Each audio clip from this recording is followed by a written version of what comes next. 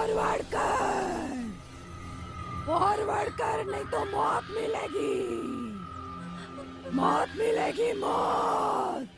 Forward कर, forward कर। नहीं तो गाइस आज कोई इंट्रो नहीं है क्योंकि आज मैं आपको बताने वाला हूँ इस दुनिया की सबसे डरावनी डॉल की रियल लाइफ स्टोरी। तो ये बात है 2013 की, जब दी कंज्यूरिंग नाम की मूवी रिलीज़ हुई थी।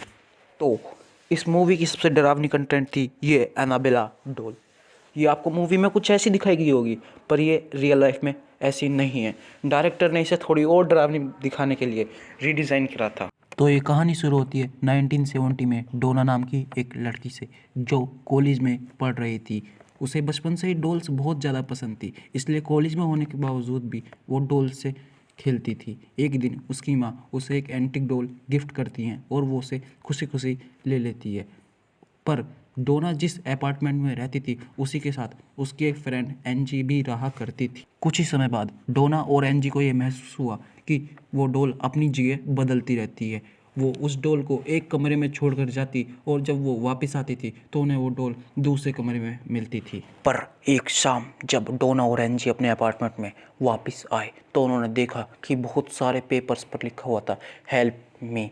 और आश्चर्य की बात ये थी कि जो पेपर्स पर वो हेल्प मी लिखा हुआ था वो एक पार्चमेंट पेपर था जो उनके अपार्टमेंट में था ही नहीं। फिर वो एक पैरानॉर्मल इन्वेस्टिगेटर को बुलाते हैं जो उस डॉल से बात करके उन्हें बताता है कि ये डॉल के अंदर एक 7 साल की लड़की की आत्मा है जो इसी अपार्टमेंट की ज़मीन के नीचे मरने के बाद दफना दी गई थी और वो किसी को नुकसान करना नहीं चाहती, वो तो बस प्यार चाहती और वो डॉल आप दोनों के साथ रहना चाहती है।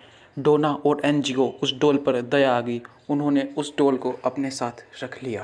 पर एनजी का एक बॉयफ्रेंड था लू जो उन्हीं के साथ उसी अपार्टमेंट में रहता था। उसे शुरू से ही वो डॉल पसंद नहीं थी। एक दिन एनजी और लू घर पर अकेले थे, तभी उन्हें डोना के कमरे से कुछ टूटने की आवाज़ आती है। जब लू डोना के कमरे में जाता है तो उसे वहाँ उस डॉल के अलावा कुछ नहीं मिलता। जभी लू को अपनी चेस्ट पर पेन होता है और जैसे ही वो देखता है उसकी चेस्ट पर ब्लडी क्लोज मार्क्स बने हुए थे, तभी वो डोना के आने के बाद फादर हैगन को बुलाती हैं। फादर हैगन को जैसे ही ये सब कुछ पता चला वो अपने सुपीरियर फादर को कांटेक्ट करते हैं।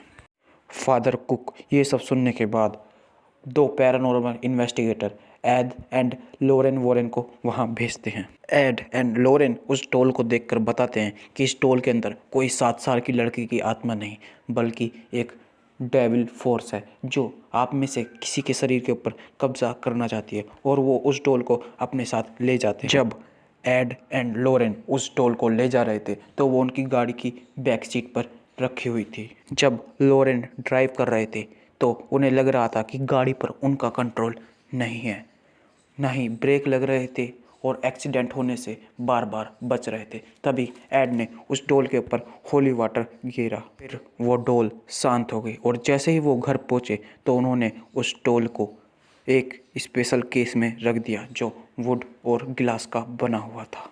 उन्होंने उस केस को ओकल्ट नाम के म्यूज़ियम में रखवा दिया।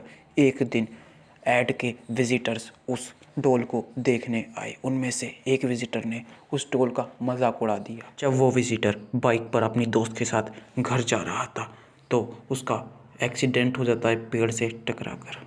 वो विजिटर तो जब ही मर जाता है पर उसकी दोस्त बच जाती है, जिसका बाद में एक कहना था कि वो बाइक पर भी उसी डॉल का मजाक उड़ा रहा था, हमें ऐसा नहीं करना चाहिए था। तो आप लोग मुझे बताइए, अगर आपको वो डॉल देखने जाने का मौका दिया जाए तो आप क्या वहाँ जाना पसंद करेंगे? और ऐसे ही मज़ेदार फैक्ट्स जानने के लिए सब्सक्राइब कीजिए हमारे यूट्यूब चैनल साइंटिफिक फैक्ट्स।